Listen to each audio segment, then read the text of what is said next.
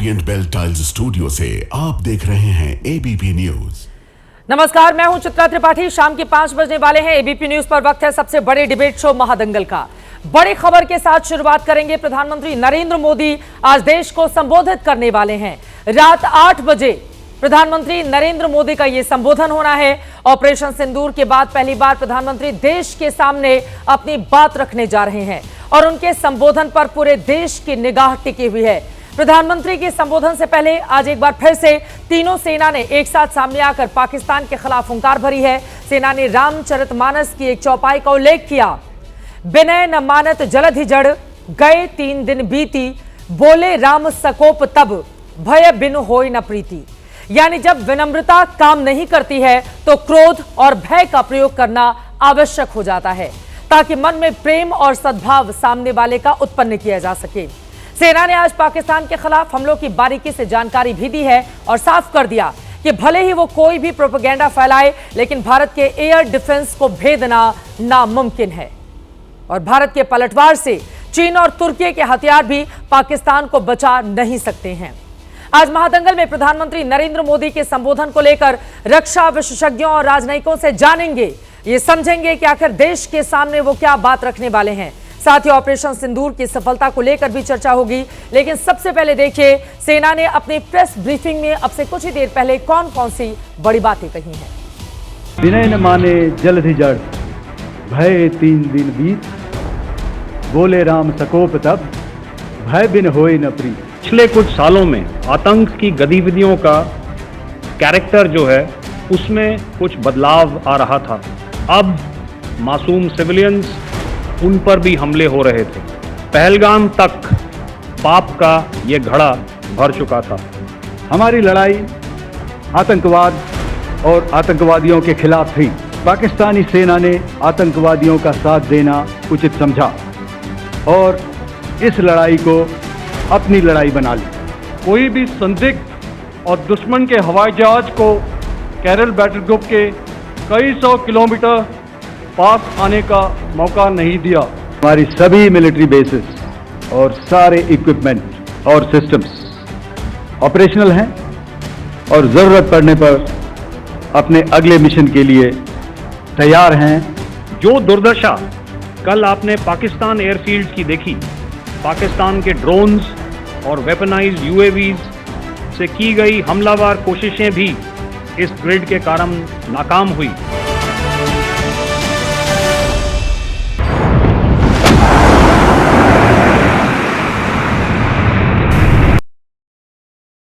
भय बिन होय न प्रीति। आज हमारे सेना के बड़े अधिकारियों की ओर से पाकिस्तान को दो टूक संदेश दिया गया है। लेकिन कुछ देर के बाद आपको बताते चले प्रधानमंत्री नरेंद्र मोदी का देश के नाम रात 8 बजे संबोधन सीज फायर के 51 घंटे के बाद होने जा रहा। यह संबोधन अपने आप में सबसे ज्यादा अहम है। प्रधानमंत्री क्या बोलेंगे, उनकी ओर से क्या कहा जाएगा, क्योंकि लगातार देश भर की निगाहें टिके हुई थी। लेकिन पीएम की ओर से इस बाबत ना कोई ट्वीट आया था, ना ही उनका कोई संबोधन था। लेकिन पहलगाम हमले के बाद, चाहे वो बिहार में जाकर या देश के अलग अलग हिस्सों में जाकर या फिर एबीपी न्यूज के मंच से प्रधानमंत्री ने दो टूक बातें तो कही थी। लेकिन आज देश के नाम संबोधन, जिसमें न सिर्फ हिंदुस्तान बल्कि सबसे ज्यादा पाकिस्तान और दुनिया भर की निगाहें टिकी हुई हैं। क्या बोलेंगे नरेंद्र मोदी, इसी को लेकर चर्चा करने वाले हैं। खास मेहमान जुड़ चुके हैं, उनका तारुफ आपसे करवा देती हूं। मेजर जनरल विशंबर दयाल जी, रक्षा विशेषज्ञ, स्टूडियो में हमारे साथ आ चुके हैं। Air vice marshal OP Tiwari ji, आप भी स्टूडियो में हमारे साथ मौजूद हैं। लेफ्टिनेंट जनरल नितिन कोहली जी, रक्षा विशेषज्ञ, इस वक्त हमारे साथ जुड़ चुके हैं। Air marshal VPS Rana ji हमारे साथ डिफेंस एक्सपर्ट जुड़ चुके हैं। मेजर जनरल अश्विनी सिबाज जी हमारे साथ मौजूद हैं, आपको टीवी स्क्रीन पर दिखाई दे रहे हैं। और साथ ही पूर्व राजनयिक दीपक वोहरा जी भी जुड़ चुके हैं। सभी का बहुत बहुत स्वागत है।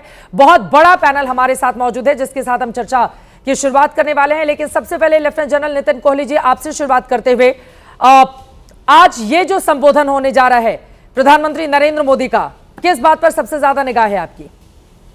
देखिए, सेना के सीनियर ऑफिसर्स ने, डीजीएमओज ने जो ऑपरेशन की डिटेल्स हैं वो पहले ही सभी लोगों को बता दी हैं। प्रधानमंत्री मोदी जो हैं ये पहली बार ऑपरेशन सिंदूर के बाद में देश को एड्रेस करेंगे। तो जो मुझे लगता है वो एक स्टेट्समैन की तरह बड़ी गरिमापूर्ण तरीके से, जैसे वो हमेशा बात करते हैं, अपना मैसेज रखेंगे। क्या एम था जिसको लेकर के ये हमने लॉन्च किया, कितना हमने अच्छा अचीव किया, कितना पनिशमेंट हमने पाकिस्तान को दिया, और वो ये भी साथ में बताएंगे कि जो हमने 10 साल पहले आत्मनिर्भरता के एक्शन शुरू किए थे, उससे देश को क्या क्या फायदा हुआ है, और जो लोगों के मन में ये शंका है कि ये किस लिए रोक दिया गया है कि अचानक हमने कंप्रोमाइज की। बिल्कुल, सबसे ज्यादा यही सवाल पूछा जा रहा है कि रोका क्यों गया, सीज फायर क्यों किया, जब पाकिस्तान के टुकड़े टुकड़े करने का वक्त था तो क्यों किया। मेजर जनरल विशंबर दयाल जी, सबके जहन में यही सवाल है, जब टुकड़े टुकड़े करने की बारी थी सीज फायर क्यों किया, और आज पीएम मोदी के इस संबोधन पर सभी की निगाहें। देखिए, पहली तो बात है चित्रा की, जो पॉलिटिकल एम था वो लिमिटेड था कि भाई जो टेररिस्ट हैं, जो टेररिस्ट के आका हैं, जो टेररिस्ट कैंप्स हैं, उनको डिस्ट्रॉय करेंगे। विभिन्न भाषा में प्रधानमंत्री से लेके रक्षा मंत्री से लेके यही एक मैसेज था कि हम तो सिर्फ टेररिज्म के खिलाफ लड़ाई है हमारी, और टेररिस्ट ने जो ये कार्रवाई की है पहलगाम में, इसका बदला लेंगे और इसका चुन चुन कर बदला लेंगे। तो पॉलिटिकल एम, मेरे ख्याल में ये जो पॉलिटिकल एम था, मिलिट्री को भी सिर्फ इतना ही एम दिया गया था, और जो मिलिट्री फोर्सेस ने, जो आपकी मिलिट्री पावर थी, उसने वो एम जो है फर्स्ट डे अचीव कर दिया। और जब उसका रिबिटल आया वहां से, तो रिबिटल को भी 1-2 दिन इंतजार करके तसल्ली पेशेंस दिखा के उसको भी इतना करारा जवाब दिया कि पाकिस्तान के पास फिर कुछ बचा नहीं। तो जो पॉलिटिकल एम था, मिलिट्री उतना काम करती है। देखिए, देशवासियों को पता होना चाहिए, आपकी सेना बहुत स्ट्रांग है, पाकिस्तान के खिलाफ हमारी मिलिट्री पावर बहुत ज्यादा है।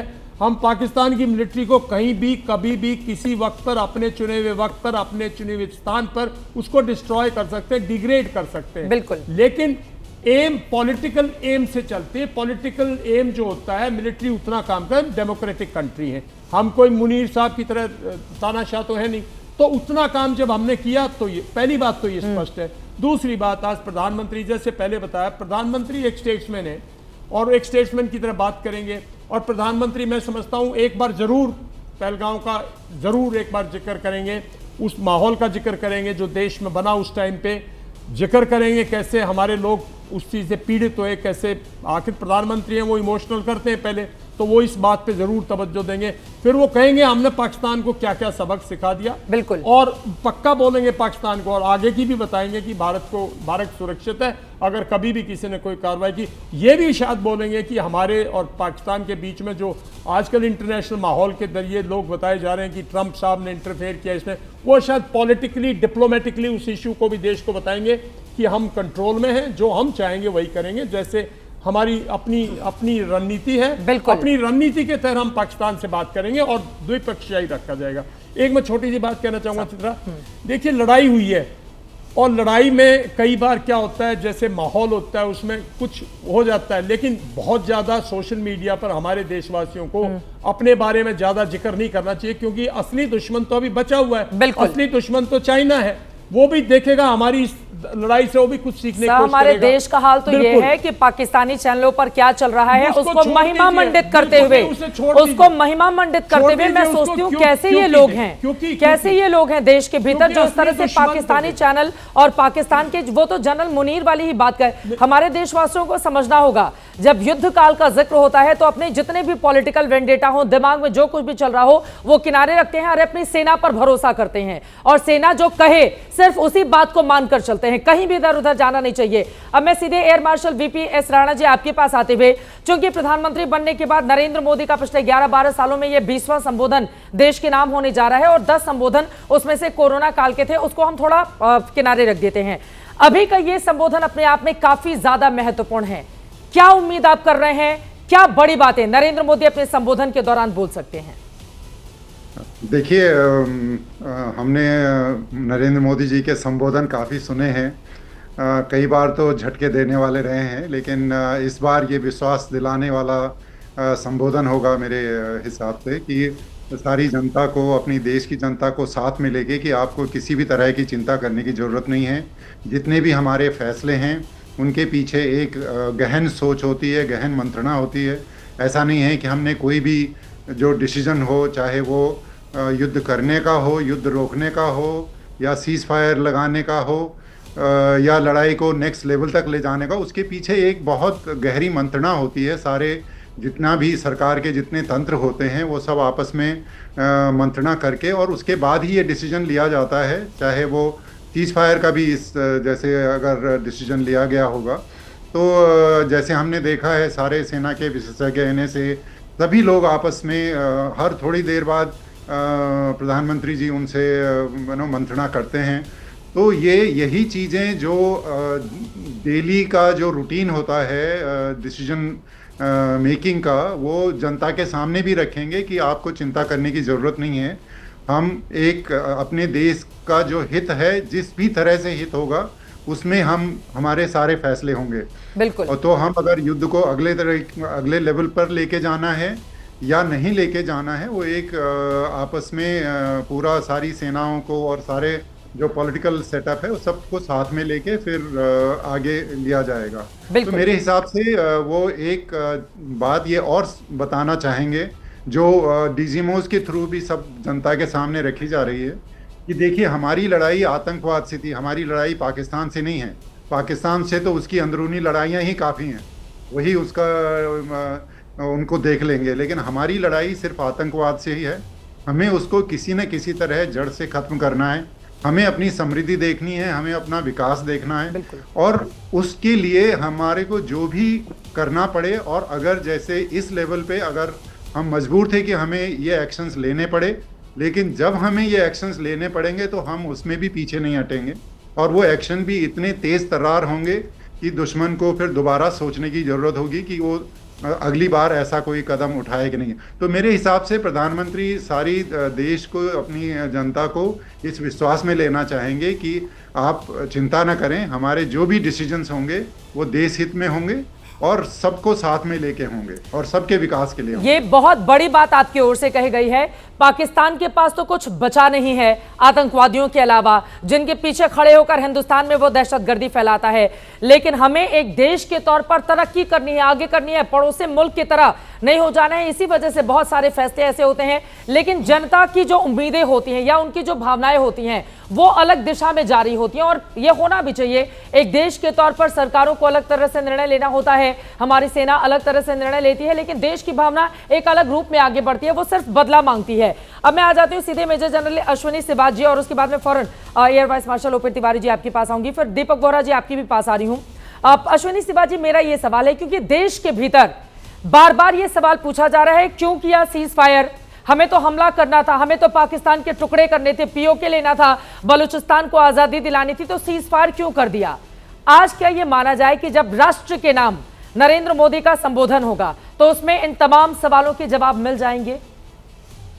हाँ बिल्कुल, देखो सच्चाई ये है, चित्रा प्रधानमंत्री दूरदर्शी हैं, वो आगे की बहुत सोचते हैं और ये बताएंगे देशवासियों को हमारा जो पॉलिटिकल एम था कि आतंकवाद को ख़त्म करना, उसका इंफ्रास्ट्रक्चर को ख़त्म करना, वो हमने बिल्कुल सक्सेसफुली कर दिया। हिजबुल मुजाहिदीन, लश्कर तोबा जैसे मोहम्मद का जो हेडक्वार्टर था उसको बर्बाद कर दिया, 100 से ज़्यादा आतंकवादी मार दिए। और दूसरा जो सबसे इम्पोर्टेंट चीज़ भारत के प्रधानमंत्री बताएंगे कि भाई जब हमारा एम नहीं था मिलिट्री इंस्टॉलेशन को भी हिट करना, मगर पाकिस्तान ने जब अपने आप कुछ कार्रवाई करने की कोशिश की तो हमने जवाब में पाकिस्तान का जो इंफ्रास्ट्रक्चर मिलिट्री का था उसको भी बर्बाद कर दिया। 11 एयरफील्ड जो फ्रंट लाइन थी वो हमने बर्बाद कर दिया। आज पाकिस्तान की जो फाइटिंग कैपेबिलिटी उसको हमने नष्ट कर दिया और एक हमने न्यू नॉर्मल कर दिया कि आइंदा से अगर कोई भी टेररिस्ट एक्शन होगा तो उसको हम एक्ट ऑफ वार मानेंगे। मुझे लगता है ये एक बहुत इंपॉर्टेंट चीज़ है। जब बात आती है क्या हमें ये युद्ध कंटिन्यू करना चाहिए था, देखो वो ये समझाने की कोशिश करेंगे। आपको ये देखना चाहिए कि भारत का नजरिया है 2047 तक एक प्रकार से आप डेवलप्ड कंट्री, अगर हमने करना है तो हमारी इकोनॉमी अच्छा करनी चाहिए। हमने जो अचीव करना था वो हमने अचीव कर दिया, एक न्यू नॉर्मल हमने सेटअप कर दिया पाकिस्तान के साथ। हम अब इकोनॉमिकली प्रोग्रेस करना चाहते हैं, हम उलझना नहीं चाहते छोटे देश पाकिस्तान से जो आतंकवाद का गढ़ है, मगर अब वो आतंकवाद को फैलाने से पहले 10 बार सोचेगा। और दूसरा सबसे इम्पोर्टेंट चीज ये कहेगा कि देखो हम पूरा जियोपॉलिटिकल चीज देखनी पड़ती है, पूरे वर्ल्ड का देखना है। लड़ाई कोई किसी चीज का समाधान नहीं, मगर हमें पास कोई चॉइस नहीं थी, इसलिए हमें पुश करना पड़ा और हमने एक सबक सिखा दिया पाकिस्तान को। और ये पाकिस्तान को आने वाले समय में याद रहेगा कि आतंकवाद को नहीं छोड़ेगा तो फिर हम कर सकते हैं। दूसरा एक और बड़ा इंपॉर्टेंट है, ये भी कहेंगे ये नहीं है कतई मतलब कि ऑपरेशन सिंदूर खत्म हो गया। अगर पाकिस्तान कुछ ऐसी हरकत करेगा तो हम उसका जवाब देंगे और जवाब इस बार और जोरों से देंगे। मगर जो आज का तकाजा है कि आप अपनी इकोनॉमी के देखें, आज हमने वो पॉलिटिकल एम अचीव कर लिए, मिलिट्रली हमने पाकिस्तान की फाइटिंग कैपेबिलिटी को क्रिपल कर दिया। पाकिस्तान की जो एक प्रकार से एयरफोर्स है वो बिल्कुल डाउनग्रेड हो गई है, 20-30% उनका इंफ्रास्ट्रक्चर हो गया। अब हम चाहते हैं हम उस पर फोकस ना करें, हम अपने देश की इकोनॉमी पे फोकस करें, जबकि हमने एक प्रकार थर्ड लार्जेस्ट इकोनॉमी बनना अगले 2-3 साल में, हम फोर्थ लार्जेस्ट बन चुके हैं। मुझे लगता है ये एक समझ आएगी, एक प्रकार से कनेक्ट करेंगे देशवासियों से कि जो डिसीजन लिया जाएगा देश के हित में लिया जाएगा, दूरदर्शी जाएगा, ना कि कुछ ऐसे हिसाब से कि आप पाकिस्तान को जो अवाम है उसको हम नहीं बर्बाद करना चाहते। हम चाहते हैं पाकिस्तान का जो टेररिस्ट इंफ्रास्ट्रक्चर है उसको बर्बाद करें, और वो हमने काफी किया। और एक लेसन भेज दें जो उनकी एस्टेब्लिशमेंट है कि आतंकवाद का अगर साथ नहीं छोड़ेंगे तो हम उसको एक्ट ऑफ वार मानेंगे। बिल्कुल आने वाले समय में इसकी कॉस्ट बढ़ा देंगे। अब कॉस्ट बढ़ाने वाला जो काम है वो मुझे लगता है पाकिस्तान को भली बात समझ आएगा। सही है, बहुत बड़ी बात आपकी ओर से कही गई है, बहुत बड़ी बात कही गई है। और इसी को आगे बढ़ाते हुए air vice marshal OP Tiwari ji, अब मैं सीधे आपके पास आऊंगी, लेकिन जो देश की भावना है किसी से भी फोन पर बातचीत करो, मोदी जी ने ये क्या कर दिया, सीज फायर क्यों कर दिया, हम तो टुकड़े करने वाले थे, हमें तो घर में घुसकर मारना था, हमें तो पीओके को, इस तरह की भावना लोगों की आ रही है। वो किसी से फोन पर बात करो वो भी ऐसा बोलते हैं, या सोशल मीडिया उठाकर देख लो वो भी ऐसा बोलते हैं। तो ये जो तमाम चीजें हैं उनको नरेंद्र मोदी कैसे एड्रेस करेंगे? जो बातें उन्होंने कही कि हमें भाई आर्थिक तरक्की करनी है, हमें 2047 तक विकसित भारत बनना है, पाकिस्तान की तरह नहीं बनना है, वो हमारा रोल मॉडल नहीं है, इसी वजह से हमें युद्ध में जानी, या हमारा मकसद था सबक सिखाना, वो हमने सिखा दिया। 100 से ज्यादा आतंकवादियों को मार गिराए, उसके 40 के आसपास जो सेना से जुड़े हुए लोग थे वो भी मारे जा चुके हैं। लेकिन फिर देश तो यही पूछेगा ना, सीज फायर क्यों किया? चित्रा क्या कहेंगे उसका हमें इंतजार करना पड़ेगा, लेकिन उनकी स्पीच का प्रभाव हमारी जनता पर और हमारी फौज पर क्या पड़ेगा। पहली बात, ये फौज में ये अपना कॉन्फिडेंस जताएंगे, ये हमारे फौजियों का मनोबल आत्मविश्वास इतना बढ़ा देगा कि अगर कुछ हुआ तो उसका माकूल जवाब देंगे। इसके साथ ही जनता में ये कॉन्फिडेंस जरूर जताएंगे कि तुम सेफ हो, जो भी हो रहा भारत के हित में हो रहा।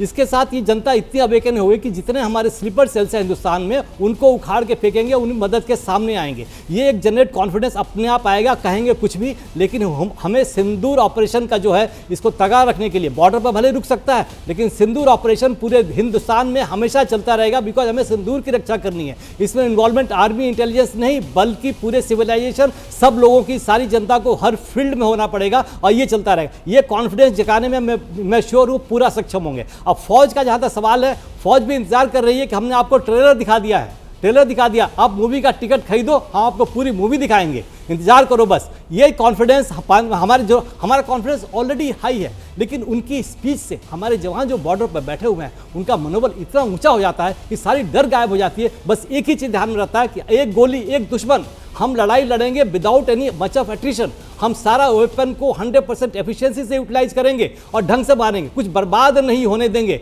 भारत की जो भी शक्तियां हैं सब सामने आएगी, इसका हम इंतजार करें प्रधानमंत्री का। लेकिन जिस तरह का प्रभाव हमारी जनता पर, हमारे फौज पड़ेगा, अद्भुत होगा, हमें उसका इंतजार करना पड़ेगा। दीपक बोहरा जी, आपके पास आते हुए, आज राष्ट्र के नाम संबोधन में आपको क्या उम्मीद है प्रधानमंत्री के भाषण से? बहुत बहुत धन्यवाद। सबसे पहले तो इतना कहना चाहता हूँ कि बहुत अच्छा लगता है जब आपके साथ होता हूँ, बहुत कुछ सीखने को मिलता है। एक शिकायत भी है, मैं एक अकेला डिप्लोमेट हूँ, इतने सारे जनरल साहिबान यहाँ पर हैं, मैं तो पहले ही हाथ खड़े कर देता हूँ। मैम, छोटी सी बात, हमारा एक व्हाट्सएप ग्रुप है, मैं हंस रहा था अभी, पीएम साहब क्या बोलेंगे जो क्या मैं सुनना चाहता हूँ आपको बता देता हूँ। मेरा व्हाट्सएप ग्रुप अंतर्राष्ट्रीय है, तो किसी ने उसमें ये लिखा है कि डोनाल्ड ट्रंप ने बीन बजाई और पाकिस्तान ने नाचना शुरू कर दिया, लेकिन हमें मालूम है बीन तो भारत के हाथ में है। इससे ज़्यादा मैं क्या कह सकता, मुझे बड़ी हंसी आई है पढ़कर। क्या अपेक्षा है? हम लोग सबक नहीं सिखाते, हम लोग स्कूल टीचर नहीं है, हम लोग कूटनीति में संदेश देते हैं, और संदेश हमने बिल्कुल साफ दे दिया है कि क्या है। मैं आपको बहुत जल्दी से बता देता हूँ। पहला संदेश ये गया है कि पॉलिटिकल विल, राजनीतिक जो हमारे दृढ़ता है, एकता है, हम अलग अलग आवाज़ों में बात नहीं करते। वो जो हमारा पड़ोसी मुल्क है आतंकिस्तान, कोई दाढ़ी वाला मंत्री कुछ कहता है, कोई दूसरा कुछ कहता है, कोई बड़ी मूँछों वाला कुछ और कहता है, उनको पता ही नहीं है कि क्या हो रहा है। दूसरा जो हमने पूरे दुनिया को बता दिया है मैम कि डिप्लोमेटिक फिनेस जिसे हम कहते हैं कूटनीति, हम तो माहिर हैं उसके अंदर।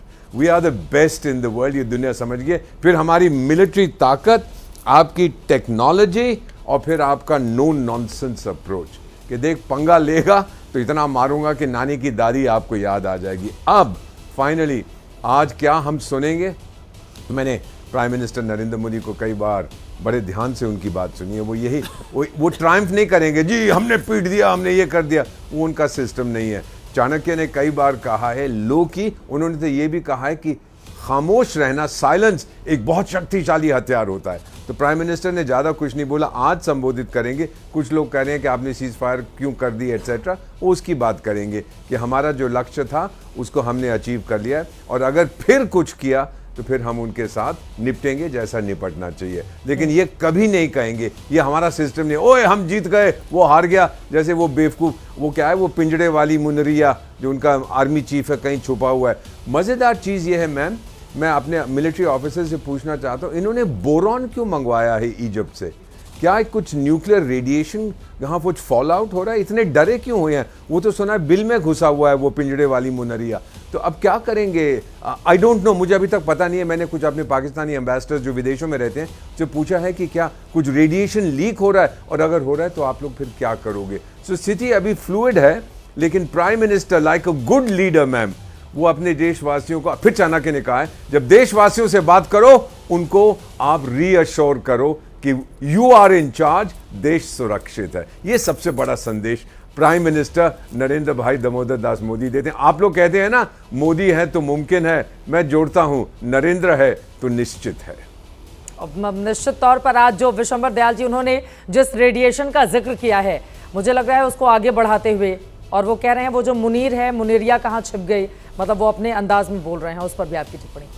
देखिए, जहाँ तक रेडिएशन की बात है, माफ करिएगा, रेडिएशन दुनिया में किसी से छुपा नहीं रह सकता। न्यूक्लियर रेडिएशन जो है वो ऐसा नहीं है कि भाई आपका यहाँ से थोड़ा ब्लड निकल गया और फिर टेपी लगा दो और वो चिपक जाएगा। ये मतलब चेरनोबिल का जब रेडिएशन हुआ था ना, और उस पर जो संघर्ष हुआ था, और उसके बाद जो उसका दुनिया ने उसका भयानक रूप देखा, और मैंने उसका रूप 99-2000 में देखा, जब मैं हमारे DGFMS को वहाँ पे हम अपनी कुछ न्यूक्लियर मेडिसिन सेटअप करना चाहते थे तो उनके हॉस्पिटल में लेके गया।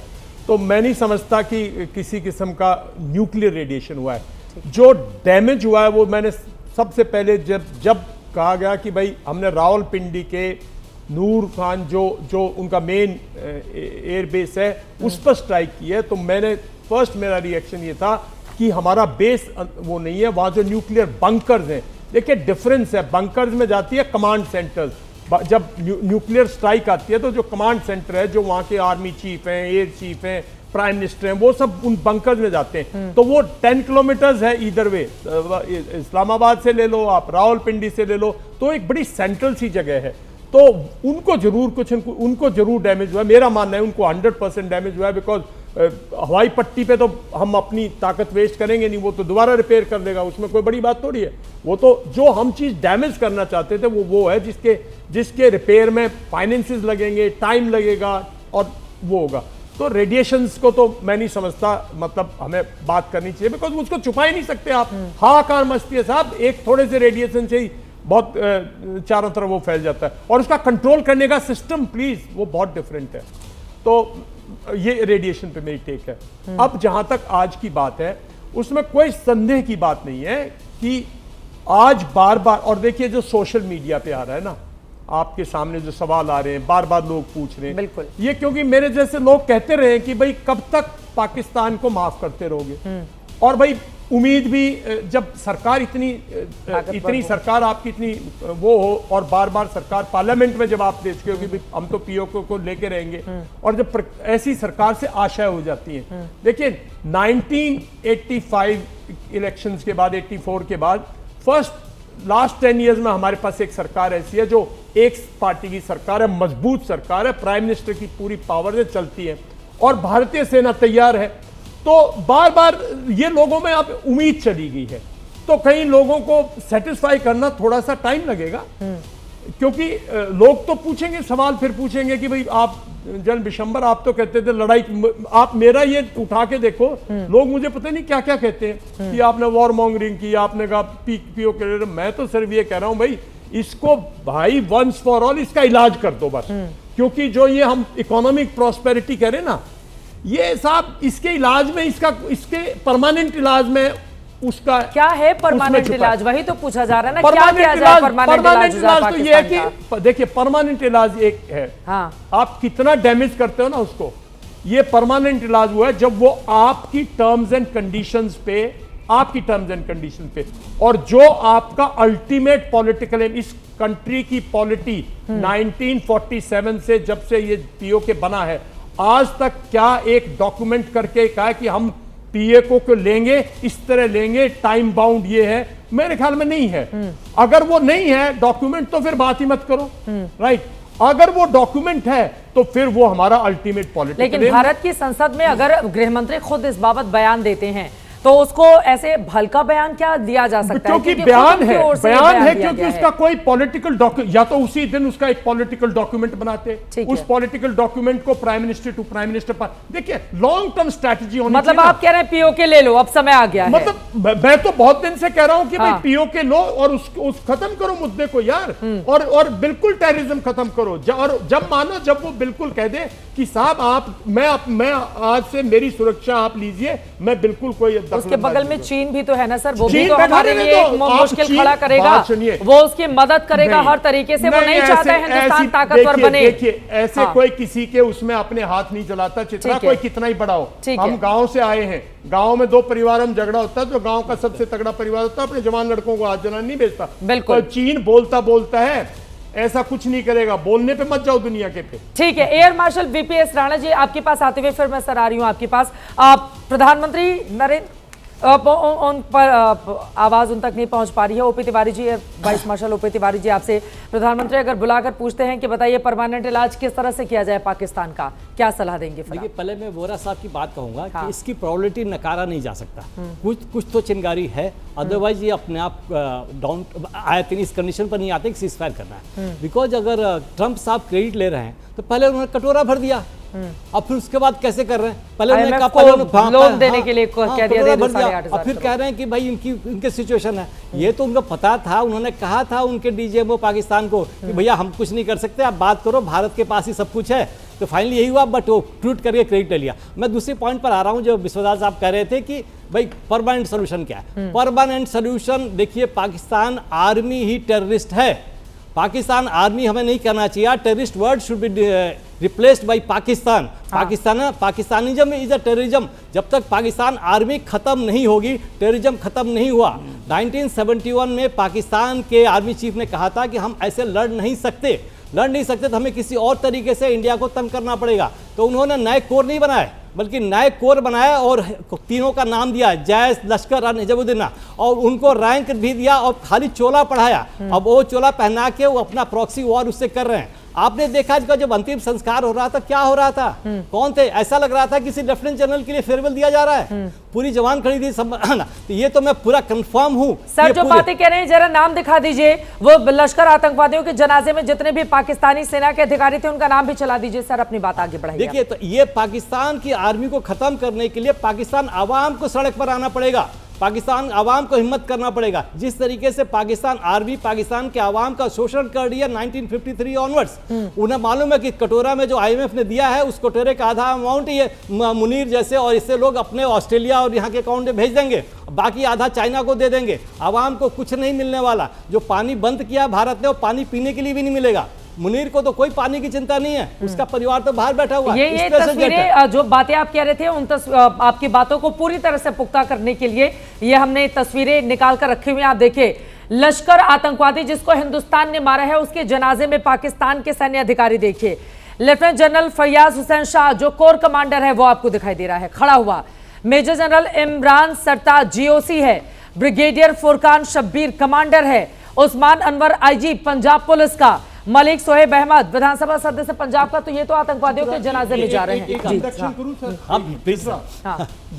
ये टेररिस्ट नहीं है, ये इनके ब्रिगेडियर मेजर जनरल वगैरह हैं जो एसएसजी के हैं, जो कि टेररिस्ट का तो रूप है इनका।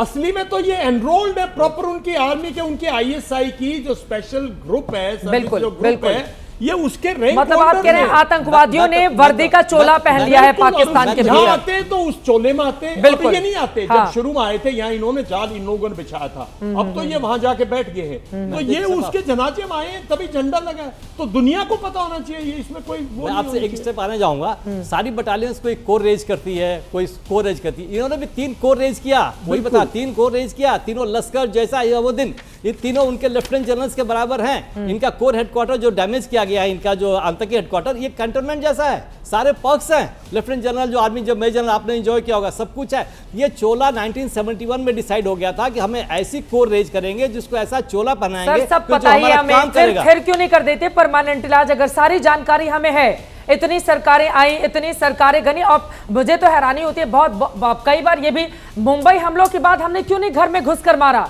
166 लोग हमारे मारे गए थे, कर देते उसी समय नेस्तनाबूद, हमारे विदेशी भी कई नागरिक मारे गए थे, लेकिन क्यों नहीं वो इच्छा शक्ति दिखाई गई थी उस समय? ये सवाल भी पूछा जा रहा है। ये तो सबसे बड़ा क्वेश्चन मार्क है, इच्छा शक्ति क्यों नहीं दिखाई। तो चित्रा एक बात कहना चाहूंगा, ये war is a very very serious business, it is not only a T20 game.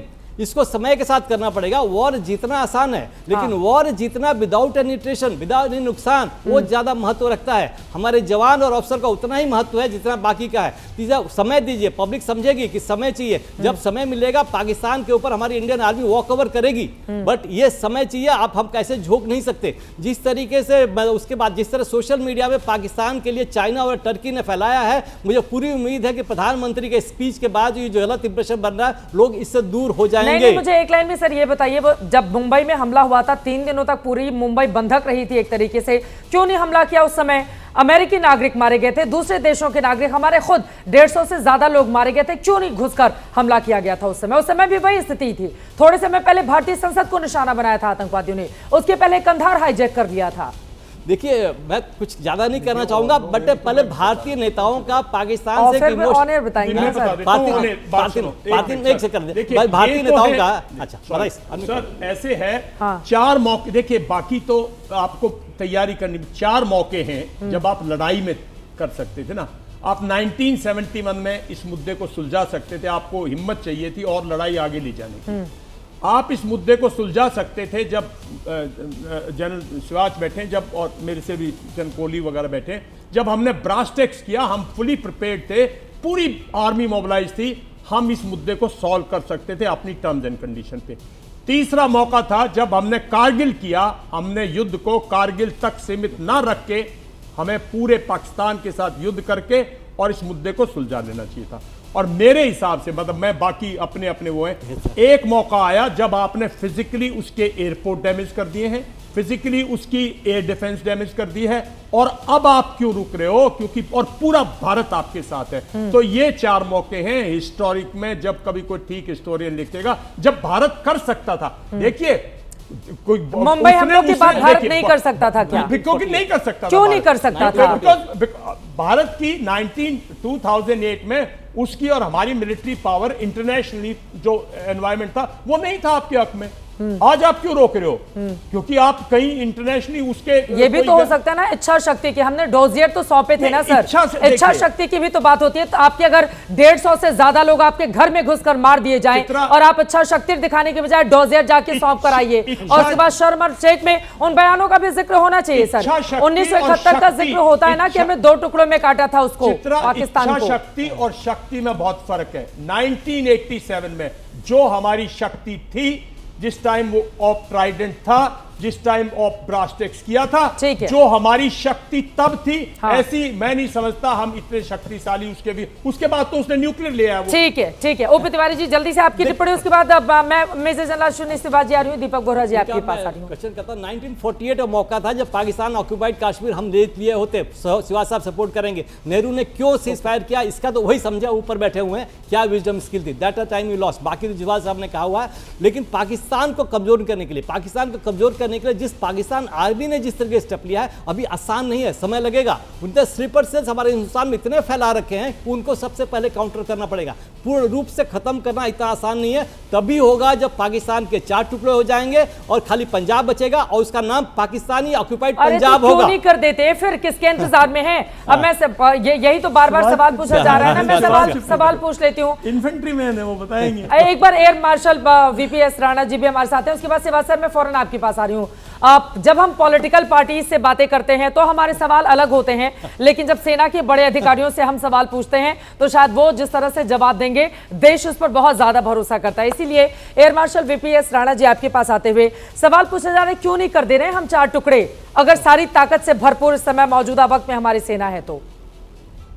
देखिए, मैंने पहले भी जब मैंने शुरू में कमेंट दिया था तो मैंने यही कहा था कि ये हमारा मैंडेट नहीं है, ये मैंडेट पाकिस्तान के अपने लोगों का है, वो अपने आप में 4 टुकड़े कर लेंगे, हमें उसको करने की ज़रूरत नहीं है। हमारा काम सिर्फ अपनी जो हमारा अपना इंटरेस्ट है हमें वो देखना है, और हमें सेना में बहुत क्लियर ऑब्जेक्टिव्स दिए जाते हैं कि आपने ये करना है, हमने वो कर दिया, उसके बाद हम अगले हुक्म के इंतज़ार में रहते हैं। जैसे डीजी एयर ऑपरेशंस ने कल बहुत क्लियरली ये बात बताई कि हमें कुछ ऑब्जेक्टिव्स दिए गए, हमें बताया गया ये करना है, हमने वो किया, उसके बाद अगला क्या हमें बताया जाएगा हम करेंगे। हम पाकिस्तान की सेना की तरह तो है नहीं कि हमें पॉलिटिकल सिस्टम ने कुछ बताया उसके बाद हर लेवल पे हर कोई अपने हिसाब से एक्शन लेने लगे। तो हमारी जो सेना है और हमारा जो पूरा सिस्टम है, पूरा जो लोकतांत्रिक सिस्टम है, अपने आप में एक बहुत मजबूत तंत्र है, और हमें इस पे गर्व होना चाहिए कि हमारे यहाँ ऐसी कोई बात नहीं हो सकती जिसका पहले से किसी को कोई अंदाज़ा ना हो किसी भी लेवल पे। तो हम एक होके चलते हैं, पूरा देश एक होके चलता है, प्राइम मिनिस्टर से लेके और हमारा जो सिपाही वहाँ लड़ाई लड़ रहा है सब एक भाषा में बोलते हैं, और सभी के पास एक ही समय में वो सारा संदेश जाता है। अगर हमने सीज फायर के लिए बोला तो हमारे नेशनल लेवल से जो आवाज़ निकलती है वो सीमा पर हर सिपाही को सेकंड्स में पहुंच जाती है, और उसका बाकायदा उस पर अमल किया जाता है, जो कि हमारे पड़ोसी मुल्क का उससे कोई लेना देना नहीं है। हमने ये देखा कैसे सीज फायर वायलेशंस हुए, इसके बावजूद कि सीज फायर का न्योता उनकी तरफ से आया था, हमने नहीं कहा था, हम तो अपना काम कर रहे थे, उन्होंने कहा कि रुक जाइए, हम रुक गए और फिर वो चालू हो गए। तो ये जो अपने आप में ये जो सिस्टम है उनका सिस्टम बहुत इमेच्योर है, हमारा सिस्टम अपने आप में एक बहुत परिपक्व तंत्र है, बहुत परिपक्व सिस्टम है। प्राइम मिनिस्टर भी मेरे हिसाब से आज यही बात सबको बताना चाहेंगे कि देखिए, हम में से हर किसी की कुछ ना कुछ जिम्मेदारियां हैं, हर नागरिक की अपनी जिम्मेदारी है, सेना की अपनी जिम्मेदारी है, जो हमारी पॉलिटिकल पार्टीज़ हैं उनकी भी जिम्मेदारी है, प्रधानमंत्री की भी जिम्मेदारी है। तो हर कोई अपनी जिम्मेदारी अपने हिसाब से निभाएं, और मुझे ये लगता है कि शायद प्राइम मिनिस्टर ये अपील भी करें लोगों से, एक आम नागरिक की तरह से आपका क्या योगदान हो सकता है। नेशन बिल्डिंग में हर किसी का योगदान है, आप भी योगदान कर रहे हैं, हम भी योगदान कर रहे हैं, जो छोटे से छोटा कार्यकर्ता है वो हर तरह से देश के निर्माण में योगदान देता है। तो मेरे हिसाब से प्राइम मिनिस्टर ज़रूर इस बात पर शायद जोर दें कि देखिए, एक नागरिक की तरह और एक नागरिक के बतौर आपका क्या इसमें योगदान होना चाहिए, चाहे वो सिविल डिफेंस के लिए हो, चाहे वो सेना का मनोबल बढ़ाने के लिए हो, या डिसइंफॉर्मेशन को ख़त्म करने के लिए हो, कि जितनी भी ये डिसइंफॉर्मेशन कैंपेन पाकिस्तान की तरफ से चल रहा है उसकी वजह से आप अपने लोगों पे उंगली ना उठाएं, उसकी वजह से आप अपनी सेना पे उंगली ना उठाएं, उसकी वजह से आप अपने पॉलिटिकल सिस्टम पे उंगली ना उठाएं। आप एकजुट होकर रहें, ये डिफ़िकल्ट टाइम्स हैं, इसमें सबकी एकजुटता बहुत ज़रूरी है, और मुझे लगता है कि इस बात पर भी प्राइम मिनिस्टर का ज़रूर वो रहेगा। और दूसरी चीज़ मैं समझता हूँ कि जो इंडस वाटर ट्रीटी है, हो सकता है शायद उसके बारे में भी प्रधानमंत्री थोड़ा सा जिक्र करें कि देखिए, हम इसको पानी को एक वेपन की तरह नहीं यूज़ कर रहे हैं, ना हम करना चाहते हैं। हम पाकिस्तान से पिछले 3, 4, 5 साल से कह रहे हैं कि इसको रीनिगोशिएट करने की ज़रूरत है, और इसको हम जो बदले हुए अभी हालात हैं उसके हिसाब से इस संधि को बदला जाना चाहिए, जिसके लिए पाकिस्तान कभी राजी नहीं हुआ। और ये तो उसने हम पे बहुत बड़ी मेहरबानी कर दी कि हमने इसी चक्कर में अब हमने इंडस वाटर ट्रीटी को होल्ड पे रख दिया, क्योंकि हमारे तो सारे जितने भी काम थे सब इसी वजह से रुके हुए थे। बिल्कुल, क्योंकि वो हर बार वर्ल्ड बैंक के पास चले जाते थे और सारे काम रुक जाते थे। तो अब कम से कम मुझे ये लगता है कि अगले थोड़े समय में ये हम जितने भी हमें वहाँ पे शॉर्ट लेवल पे, मीडियम लेवल पे जो भी काम कर रहे हो, पर जल्दी करके, और ये एक भरोसा मेरे हिसाब से पाकिस्तान को भी शायद वो ये संदेश देना चाहें कि हम पानी को एक वेपन की तरह नहीं यूज करेंगे, लेकिन हमारी जो अपनी जरूरतें हैं हम उसके लिए जरूर अपना पानी यूज करेंगे। बिल्कुल, इसको लेकर प्रधानमंत्री जब हमारे एबीपी न्यूज के कॉन्क्लेव में आए थे पिछले हफ्ते, तब भी उनकी ओर से कुछ ऐसा ही संदेश दिए जाने की कोशिश की गई थी। लेफ्टिनेंट नितिन कोहली जी, मैं फौरन आपके पास आ रही हूँ। एक जल्दी सी टिप्पणी मेजर जनरल अश्विनी सिवाज की ले लेती हूँ। अश्विनी सिवाज जी, बार बार जनता के बीच ये भी सवाल है कि देखो 1971 में हमने 2 टुकड़े कर दिए थे, उस समय हमने किस तरह से सबक सिखाया था, वैसी स्थिति में आज भारत क्यों नहीं चला जाता उसके टुकड़े टुकड़े करने के लिए? तो क्या इस बात को समझना होगा कि बहुत बड़ी तादाद में उस समय रिफ्यूजी आ गए थे हिंदुस्तान के भीतर, शायद उनकी तादाद 1 करोड़ से ज्यादा थी, और उस समय के हालात अलग थे, उस समय वो न्यूक्लियर पावर भी नहीं था पाकिस्तान। तो क्या 1971 से आज के 2025 के भारत की तुलना की जा सकती है, या हमारे पास वास्तव में मौका है कि वैसे टुकड़े टुकड़े कर दिए जाएं पाकिस्तान के? देखो चित्रा, इसमें 2-4 बातें हैं। ये बिल्कुल ठीक कहा कि 1971 में भारत ने पाकिस्तान के 2 हिस्से कर दिए और बांग्लादेश को बना दिया, और ये सच्चाई थी कि भारत और पाकिस्तान के जो फौज के बीच में डिफरेंस इतना ज्यादा नहीं था, और पाकिस्तान को अमेरिका और यूरोप इकट्ठे मदद भी कर रहे थे, हमारे साथ रूस ही खड़ा था। तो अब क्या हम कर सकते हैं, ये सबसे बड़ा क्वेश्चन आता है। आपको ये भी सच्चाई है 1998 के बाद दोनों देश जो हैं न्यूक्लियर बन गए, ये सच्चाई है। एक बार फिर से मेजर जनरल अश्विनी सिवाज जी, भरोसा उसने दिया है कि वो नहीं करेगा सीज फायर का उल्लंघन, लेकिन वो पाकिस्तान है ना, उसके ऊपर भरोसा नहीं कर सकता है हिंदुस्तान। हाँ बिल्कुल बिल्कुल। देखो चित्रा, मैं ये बताने की कोशिश कर रहा था कि जब 1971 में दोनों देशों की मिलिट्री पावर को कंपैरिजन करो तो फिर भी काफी नजदीक थे, मगर आज जो मिलिट्री पावर का कंपैरिजन करो तो भारत बहुत आगे, Bharat 4th largest military power है, ये 12वें नंबर पे है। तो सच्चाई ये है कि हमारी जो फौज है वो बहुत ज्यादा आधुनिक, और हमारा सबसे ज्यादा बड़ा डिफरेंस है नेवी में। क्या पाकिस्तान या अभी कन्वेंशनल लड़ाई लड़ सकता है? वो 4-5 दिन से ज्यादा नहीं कर सकता, उसके पास अम्यूनिशन की कमी है, फ्यूल की बहुत बड़ी कमी है, और हमारी जो नेवी है वो ब्लॉकेट कर सकती है जो इनके सप्लाई चेन आएगी अगर कहीं से फ्यूल और ऑयल आए। तो क्या ये अच्छा मौका था कि हम इसको 4 हिस्सों में बांट देते या पीओके को लेते? मगर हमको इस नजरिए से देखना पड़ेगा कि देखो, आप ये सोचो कि पीओके को लेना इतना आसान है, इतना आसान मिलिट्री नहीं होता। ये सच्चाई है कि पाकिस्तान जो है अब धीरे धीरे खुद टूटने के कगार पे, कि जिस प्रकार से बलूचिस्तान में, खैबर पख्तूनख्वा में एक सिविल वार जैसी सिचुएशन है, मुझे लगता है कि अभी कुछ समय दो, पाकिस्तान को अपने अंदर से ही टूटने का मौका दो, और वो टूटेगा और फिर आप उसका फायदा उठाओ। क्योंकि ये तो मानना पड़ेगा दोनों न्यूक्लियर स्टेट हैं, और पाकिस्तान एक अनस्टेबल न्यूक्लियर स्टेट है, कि पाकिस्तान का अगला स्टेप आप कभी प्रिडिक्ट नहीं कर सकते, क्योंकि वहां पर असली पावर जो है वो इस्लामाबाद नहीं, वो रावलपिंडी से है।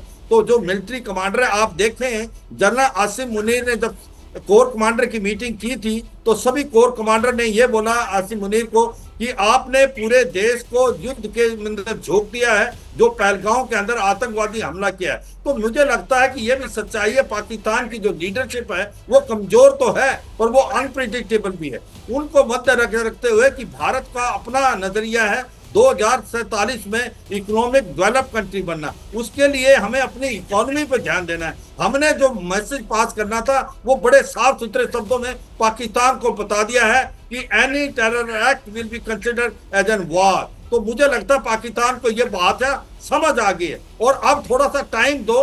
हाँ, ये है कि जो पीओके भारत का हिस्सा है वो भारत में मिलेगा, मगर हो सकता है वो इसका समय अभी नहीं आया, आने वाले टाइम आएगा। पाकिस्तान खुद टूटेगा, क्योंकि पाकिस्तान की जो फॉल्ट लाइन्स हैं वो ज्यादा हैं, चाहे बलूचिस्तान में लड़ाई फ्रीडम स्ट्रगल की हो रही है, या टीटीपी खैबर पख्तूनख्वा में कर रहा है, या जो कहीं ना कहीं पीओके और गिलगित पाकिस्तान के लोग भारत में ज्वाइन करना चाहते हैं। हम अपने हाथ क्यों लाल करें? बिल्कुल टाइम दो। सर, हमारे पास आखिरी का थोड़ा सा वक्त बचा है, दो मेहमानों से बिल्कुल टिप्पणी नहीं हो पाई है। जल्दी से नितिन कोहली जी आपके पास आते हुए, दीपक वोरा जी उसके बाद आपके पास आते हुए। नितिन कोहली जी, लेकिन देश के भीतर भी बार बार पूछा जा रहा है सीज फायर क्यों किया, तो इसका जवाब कैसे दिया जाएगा? थैंक यू चित्रा जी, आप काफी देर से आई है, बस एक मिनट दीजिए मुझे प्लीज। 2-3 पॉइंट शॉर्ट में बता दूंगा मैं। देखिए, इससे चाइना को ये बहुत ज्यादा सूट करेगा कि हम लड़ाई में इन्वॉल्व हो जाएं। जब बांग्लादेश उल्टे सीधे स्टेटमेंट दे रहा था, तब भी वेस्टर्न डीप स्टेट ये चाहता था कि इंडिया को किस तरह से लड़ाई में लगाया जाए। लेकिन एक सैनिक में और टेररिस्ट में यही फर्क होता है, दोनों को गोली चलानी आती है, लेकिन एक सैनिक को पता होता है कि गोली कब रोकनी है, कब ट्रिगर पे हाथ नहीं देना। तो ये एक बड़ा सही स्टेज है कि हमें अपना एम अचीव करके अभी हम रुक गए हैं, ताकि हम अपना इकोनॉमी की तरफ फोकस करें। और ये अपने आप टूटेगा, ये अंडा अंदर से फूटेगा। आज भी BLN ने 51 लोकेशन पर अटैक किया है, और POK और जो बाकी चीजें हैं, ये जो TTP कर रही है, मैं अभी डिटेल में नहीं जाऊंगा, हम इसको टूटने की वेट करें और इसको सपोर्ट करें। एक और चीज देखिए, ओप सिंदूर खत्म नहीं हुआ है। पानी अभी पानी का जो टैप ऑन टैप ऑफ चलता रहेगा, वो हमारे हाथ में है। ट्रेड उनके साथ हमने खत्म कर दिया है, इकोनॉमी उनकी नीचे लेकर के आनी है, तो ये अपने आप आस्ता आस्ता तोड़ा जाएगा और हम अपने रास्ते पर चलते रहेंगे। दूसरा, एक न्यूक्लियर के बारे में जो बात हो रही थी, मैं 1-2 बातें बताना चाह रहा हूँ न्यूक्लियर की। किसी को ऑफिशियली पता नहीं है कि न्यूक्लियर हुआ या नहीं हुआ, लेकिन जो कल बॉम्ब एक तो किराना में गिरे हैं जहाँ पे उनका न्यूक्लियर स्टोरेज था, और दूसरा जो जकोबाबाद के पास एक है चगाई हिल्स, वहां पर गिरे हैं, वहां भी उनका न्यूक्लियर स्टोरेज था। 2 कल अर्थक्वेक हुए हैं एक ही समय पर, एक ही उसके तकरीबन रिक्टर स्केल के 4 पॉइंट समथिंग के, दोनों एक साथ हुए हैं। ये कोई नेचुरल फिनोमिना नहीं है। उसके बाद USA की एनर्जी के जो एक्सपर्ट्स हैं वहां पर आ गए हैं। अब वो क्या करने आए हैं, हो सकते, देखो there is something called nuclear cock off, मतलब उसमें वो एकदम पूरा फटता नहीं है, रेडिएशन नहीं होता। भारत की सेना ने आज कहा, हमने किराना हिल्स पर हमला नहीं किया है, किराना हिल्स में पाकिस्तानी न्यूक्लियर साइट की जानकारी नहीं है। लेकिन आप जो बातें कह रहे हैं, देखिए धुआं उठ रहा है, तो पीछे बात जरूर होगी, उस पर डिटेल में हमें इंतजार करना होगा। वक्त हमारे पास बहुत कम है सर। दीपक वोरा जी के पास मैं नहीं जा पाई थी। दीपक वोरा जी, पाकिस्तान को तो समझ आ गया है, लेकिन अपने देश के भीतर सोशल मीडिया पर जो लोग बैठे हुए हैं, उनको कैसे संतुष्ट करेंगे आप लोग? जल्दी से दीपक जी। वो मैम, समझने वाले समझ गए, जो ना समझे वो अनाड़ी है। अभी मेजर जनरल कोहली साहब ने जो कहा है, sir entirely in agreement, my own group has just asked a question. मेरा काम है चिंगारी लगाना, आप जवाब दीजिएगा। सवाल ये पूछा है, मैम सुन लीजिए, सवाल ये पूछा है, they've asked me, मुझसे पूछ रहे हैं कि भारत और इजराइल ने मिलकर क्या कहूटा को उड़ा दिया है। आई हैव नो आंसर, आप लोग बताइएगा। ये रेडिएशन कहाँ से आ रहा है मुझे मालूम नहीं है। देखते हैं आज PM साहब क्या कहते हैं, वो तो शायद इसकी पुष्टि नहीं करेंगे, but I am looking forward to a message of confidence. वो जो आत्मविश्वास हमें प्रधानमंत्री जगाते हैं, आज उसको और मजबूत करिए। Thank you Narendra Modi for being the prime minister of India. Thank you sir. और नरेंद्र मोदी से ये जो बड़ी उम्मीदें हैं, वो खुद उनकी ओर से बार बार चुनाव जीतकर पूरी भी की जा रही हैं। लेकिन आज रात 8 बजे अपने संबोधन के जरिए प्रधानमंत्री देश को क्या संदेश देंगे, और सबसे ज्यादा जरूरी है पाकिस्तान को क्या सबक सिखाएंगे। चिंगारी का खेल बुरा होता है, पाकिस्तान को यह समझना होगा, लेकिन बार बार अगर चिंगारी भड़काने का वो काम करेगा तो फिर छेड़ोगे तो छोड़ेंगे नहीं। आज नरेंद्र मोदी का संदेश कुछ इसी रास्ते पर आगे बढ़ता हुआ दिखाई देगा। क्या बड़ी बातें वो कहते हैं, लगातार हमारी नजर बनी रहेगी। 2 घंटे 12 मिनट का कीजिए और इंतजार, जिसके बाद राष्ट्र के लिए प्रधानमंत्री नरेंद्र मोदी का आज का ये सबसे ज्यादा महत्वपूर्ण संबोधन। हर एक जानकारी, खबर आप तक पहुंचाते रहेंगे। अभी के लिए दीजिए इजाजत। देश और दुनिया की तमाम खबरों के लिए आप देखते रहिए ABP न्यूज।